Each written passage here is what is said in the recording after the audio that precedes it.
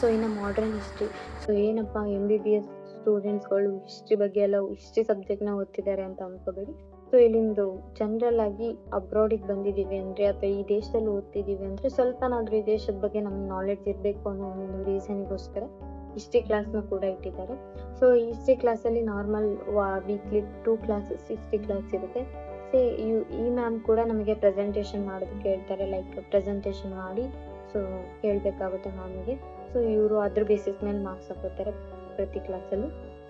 ಈ ಮ್ಯಾಮಿಗೆ ಇಂಗ್ಲೀಷ್ ಕೂಡ ಚೆನ್ನಾಗಿ ಬರುತ್ತೆ, ಮೀನ್ಸ್ ಸ್ವಲ್ಪ ವಯಸ್ಸಾಗಿದೆ ಬಟ್ ಆದರೂ ಇಂಗ್ಲೀಷ್ ಚೆನ್ನಾಗಿ ಮಾತಾಡ್ತಾರೆ.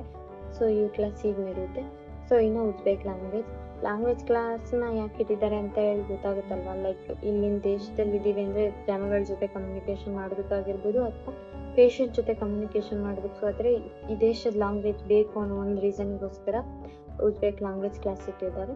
ಸೊ ಮ್ಯಾಮ್ ಕೂಡ ನಮಗೆ ನಾರ್ಮಲ್ ಆಗಿ ಡೈಲಿ ಯೂಸಲ್ಲಿ ಯಾವ್ಯಾವ ರೀತಿ ವರ್ಡ್ಸ್ಗಳು ಬೇಕು ಅದ್ರ ಬಗ್ಗೆ ನಮಗೆ ಹೇಳ್ಕೊಡ್ತಾರೆ.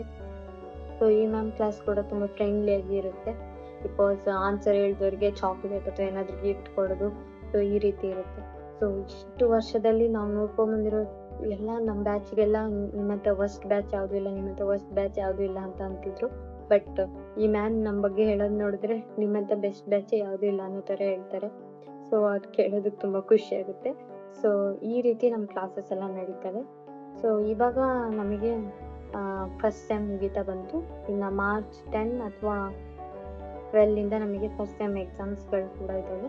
ಸೊ ಎಕ್ಸಾಮ್ಸಿಗೆ ನಮಗೆ ಹೇಳಿದ್ದಾರೆ, ಲೈಕ್ ಕೆಲವೊಂದು ಸಬ್ಜೆಕ್ಟು ಓರಲ್ ಎಕ್ಸಾಮ್ ಇದೆ, ಇನ್ನು ಕೆಲವೊಂದು ಸಬ್ಜೆಕ್ಟು MCQ ಬೇಸಿಸ್ ಮೇಲೆ ಇದೆ.